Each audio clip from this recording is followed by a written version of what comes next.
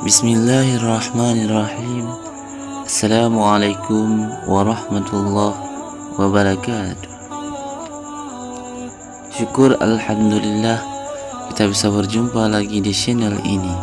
Harapan dan doa saya semoga saudaraku semuanya selalu diberikan kesehatan, dilapangkan rezekinya, diampuni dosa-dosanya, dan dipanjangkan umurnya. Amin ya rabbal alamin. Allahumma salli wa sallim ala Sayyidina Muhammad wa ala ali Sayyidina Muhammad. Sahabat beriman yang dirahmati Allah, sejak kecil kita selalu diperingatkan untuk tidak bersikap buruk kepada orang tua. Jangan sampai kita menjadi anak durhaka yang suka membangkang dan menyakiti hati orang tua, karena kita semua tahu ridha Allah berasal dari ridha orang tua. Juga akan tetapi di era sekarang banyak dari orang tua yang kurang menyadari akan sikapnya terhadap anak-anaknya, sehingga sikap yang dirasa benar oleh orang tua ini justru bisa dikatakan mendurhakai seorang anak. Ada satu kisah menarik yang mungkin bisa kita jadikan sebagai pelajaran bagi kita semua di dunia ini. Suatu hari ada seorang laki-laki yang menemui Umar bin Khattab untuk mengadukan perihal kedurhakaan anaknya. Umar lalu memanggil anak tersebut dan menegur perbuatannya itu. Setelah ditegur, anak tersebut pun bertanya kepada Umar, "Wahai Amirul Mukminin, bukankah anak memiliki hak atas orang tuanya?" Umar pun menjawab, "Benar." Lantas anak tersebut bertanya, "Apa hak seorang anak?" Umar lalu pun menjawab, "Memilih calon ibu yang baik untuknya, memberikan nama yang baik dan mengajarinya Al-Quran." Kemudian si anak tersebut pun berkata, "Wahai Amirul Mukminin, ayahku tidak pernah melakukan satupun dari apa yang Tuan sebutkan itu. Ibuku wanita berkulit hitam, bekas budak beragama Majusi. Ia menamakanku dan dia tidak mengajariku satu huruf pun dari Al-Quran." Mengetahui jawaban si anak, Umar pun mendekati orang tua itu dan berkata, "Engkau datang mengadukan kedurhakaan anakmu, padahal engkau telah durhaka kepadanya sebelum ia mendurhakai kamu. Engkau telah berbuat buruk kepadanya sebelum ia berbuat buruk kepadamu." Mendengar jawaban dari Umar, laki-laki pun tersebut meminta maaf kepada anak-anaknya dan berjanji akan mendidik anak-anaknya dengan baik. Dari kisah tersebut bisa kita simpulkan bahwa ada dosa besar yang dilakukan orang tua terhadap anak-anaknya, entah disadari atau tanpa disadari. Lalu apa sajakah dosa-dosa besar orang tua terhadap anak-anaknya? Yang pertama, bersikap kasar terhadap anak. Sebagai orang tua, kita sangat tidak dianjurkan untuk memaki anak karena perilakunya yang tidak kita sukai. Apabila kita menemukan sikap anak yang tidak kita sukai, hendaknya nasihatilah dengan lembut dan penuh kasih sayang. Rasulullah sallallahu alaihi wasallam pun pernah bersabda, "Sesungguhnya kalian akan dipanggil pada hari kiamat dengan nama-nama kalian dan nama ayah kalian, maka perbaikilah nama kalian." Hadis riwayat Abu Dawud. Oleh sebab itu, marah atau memaki anak sangatlah tidak dianjurkan, apalagi sampai memaki anak dengan memanggil nama yang tidak sesuai dengan nama si anak tersebut. Lalu yang kedua, pilih kasih kepada anak. Orang tua yang memiliki anak lebih dari satu sangatlah tidak dianjurkan pilih kasih atau bahkan memberi lebih kepada anak kesayangan dibanding dengan anak-anaknya yang lain. Sehingga yang terjadi adalah ada anak lain yang merasa terabaikan. Sikap pilih kasih orang tua kepada anak bisa memicu putusnya tali silaturahmi antara sesama anak dan bisa menyebabkan kecemburuan sosial di antara anak-anak yang lainnya tersebut. Dalam hadis sahih yang diriwayatkan oleh Imam Muslim, pernah dijelaskan bahwa Nu'aiman bin Bashir pernah bercerita, ayahku menginfakkan sebahagian hartanya untukku. Ibuku Amrah binti Rawahah kemudian berkata, saya tidak suka engkau melakukan hal ini, sehingga ia menemui Rasulullah SAW. Ayahku kemudian berangkat menemui Rasulullah SAW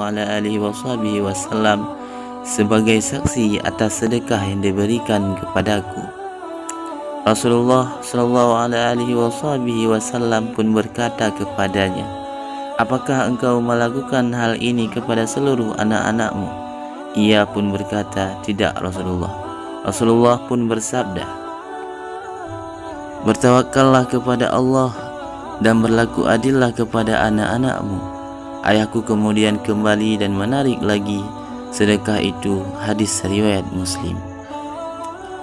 Dari hadis tersebut bisa disimpulkan bahwa kita sebagai orang tua sangat dianjurkan untuk berlaku adil kepada setiap anak-anak kita menurut kebutuhannya masing-masing. Oleh sebab itu, sebisa mungkin kita hindari pilih kasih kepada salah satu anak kita, karena dengan berperilaku adil menurut porsinya, insya Allah akan terjalin silaturahmi antar anak-anak sampai kapanpun. Yang ketiga, membanding-bandingkan anak. Kebiasaan orang tua yang membanding-bandingkan anaknya akan menimbul perasaan rendah diri pada anak-anaknya yang lain. Apalagi jika hal yang dibandingkan adalah suatu yang di luar kemampuan anak, atau justru yang menjadi kelemahan dari si anak. Hal ini akan mempengaruhi pikiran juga perasaan dari anak ke orang tuanya tersebut. Contoh mudah yang bisa kita lihat atau bahkan sering kita lakukan sendiri adalah membandingkan nilai pelajaran anak dengan teman-temannya yang memiliki nilai jauh lebih tinggi dengan anak kita. Padahal kita semua tahu belum tentu setiap anak mempunyai kemampuan yang sama. Bisa jadi si anak kita lebih cerdas dalam matematika dan namun lebih rendah dalam bahasa. Apabila hal tersebut terjadi pada salah satu anak dari saudaraku semuanya, maka yang harus kita lakukan adalah menguatkan hati si anak dan mendukung sepenuhnya apa yang menjadi bakat dari si anak kita tersebut. Yang keempat, mengekang kebebasan anak. Membiarkan anak bermain adalah salah satu hal yang sangat penting dalam masa pengenalan lingkungan dan menemukan jati dirinya. Yang terpenting adalah tetap harus diberikan arahan mana yang baik dan mana yang kurang baik. Akan tetapi, tak jarang kita sebagai orang tua justru malah mengekang kebebasan anak dalam bergaul dan bermain dengan teman-teman yang diinginkannya. Karena kita semua tahu tujuan mengekang atau tidak memberikan kebebasan bermain supaya anak tidak terjerumus ke pergaulan yang salah. Akan tetapi, hal tersebut yang akan menjadikan si anak mampu berfikir dan mendapatkan pelajaran penting perihal perbedaan yang mampu membedakan mana yang harus ia teruskan berteman dan mana yang harus ia jauhi berteman juga. Oleh sebab itu, hindarilah kekhawatiran yang berlebihan terhadap anak-anak kita. Yang terpenting adalah Keterbukaan anak dengan orang tua harus tetap terjaga. Tujuannya supaya si anak akan lebih nyaman bercerita kepada orang tuanya. Apabila ada suatu masalah yang belum bisa diselesaikan, disinilah kesempatan kita sebagai orang tua untuk mengarahkan dan memberikan pengetahuan kepada anak-anak kita mengenai baik buruknya akan suatu hal di dunia ini. Yang kelima, mendoakan keburukan kepada anak. Berdoa bukan hanya di setiap selesai mengerjakan ibadah saja, bahkan di setiap ucapan yang keluar dari mulut orang tua, semuanya bisa dikatakan sebagai doa. Terkadang kita sebagai orang tua tidak sadar apabila mendapat anak yang tidak mematuhi perintah kita, langsung kita berkata buruk kepada anak. Padahal setiap ucapan yang keluar dari mulut orang tua ini merupakan doa yang bisa jadi langsung dikabulkan oleh Allah Subhanahu wa taala. Abu Hurairah radhiyallahu anhu berkata bahwa Rasulullah sallallahu alaihi wasallam pernah bersabda, ada 3 doa yang dikabulkan. Doa yang pertama yaitu orang yang teraniaya, doa yang kedua orang musafir, dan yang kedua keburukan orang tua atas anak-anaknya. Oleh sebab itu, berhati-hatilah dalam berbicara kepada anak. Berfikirlah terlebih dahulu apabila hendak marah kepada anak, dan hindarilah sebisa mungkin terbawa emosi saat marah kepada anak, apalagi sampai menyumpahi anak dengan ucapan yang kurang baik, karena hal tersebut bisa saja terjadi kepada si anak di kemudian hari, dan jika memang terjadi, barulah kita akan menyesalinya sendiri. Lalu apa yang harus kita lakukan supaya tidak terbawa emosi? Hal yang bisa kita lakukan adalah memperbanyak istighfar terlebih dahulu. Lalu tanyakan alasan kepada si anak perihal apa yang menurut kita atau orang tua menjadi kesalahan dari si anak. Kemudian berikan perumpamaan dan saran. Lalu kembalikan kepada si anak supaya menentukan pilihannya. Insya Allah si anak tidak merasai tersakiti hatinya dan mampu berfikir bahwasanya hal yang dikerjakan tersebut kuranglah baik dan harus ditinggalkan.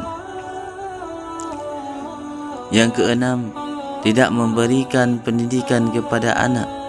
Yang dimaksud pendidikan dalam hal ini bukanlah sekedar pendidikan sekolah saja, akan tetapi juga menyangkut berbagai macam aspek kehidupan dunia akhirat. Misalnya adalah pendidikan agama, sosial, budaya, dan lain sebagainya. Setiap orang tua wajib memberikan pembekalan keterampilan kepada setiap anak-anaknya, sehingga keterampilan tersebut bisa mengantarkan anak kita untuk menemukan jati dirinya dan menemukan kehidupan yang bahagia, dunia maupun akhirat. Apabila kita mengabaikan pendidikan anak, maka bisa dikatakan anak tersebut layaknya anak yatim piatu. Padahal anak tersebut masih mempunyai kedua orang tua. Ada syair Arab yang mengatakan, anak yatim itu bukanlah anak yang telah ditinggalkan oleh orang tuanya dan meninggalkan anak-anaknya dalam keadaan hina. Sesungguhnya anak yatim itu adalah yang tidak dekat dengan ibunya, yang selalu menghindar darinya, atau ayah yang selalu sibuk dan tidak ada waktu bagi anak-anaknya. Kalau kita menyimpulkan syair tersebut, ingin menyampaikan bahwa perhatian adalah kunci penting dalam mendidik anak supaya sukses di dunia dan di akhirat nanti. Akhirat adalah sebuah bentuk kedudukan terhadap anak. Apabila kita sebagai orang tua justru tenggelam dalam kesibukan, sehingga yang terjadi adalah kita lupa untuk mengajarkan anak-anak kita tentang akidah agama Islam. Rasulullah sallallahu alaihi wasallam pun pernah bersabda, "Ajarilah anak-anakmu salat saat mereka berusia 7 tahun, dan pula mereka bila mereka tidak melaksanakan salat pada usia 10 tahun." Hadis riwayat Tirmizi. Sahabat beriman yang dirahmati Allah, marilah kita sebisa mungkin menjadi orang tua yang bisa dijadikan panutan bagi anak-anak kita. Semoga Allah Subhanahu wa taala selalu melindungi dan menjauhkan kita semua dari perbuatan tercela semasa hidup di dunia. Wallahu a'lam bishawab. Hanya ini yang dapat saya bagikan. Semoga bermanfaat bagi kita semua, dunia dan akhirat. Amin ya rabbal alamin. Assalamualaikum warahmatullahi wabarakatuh.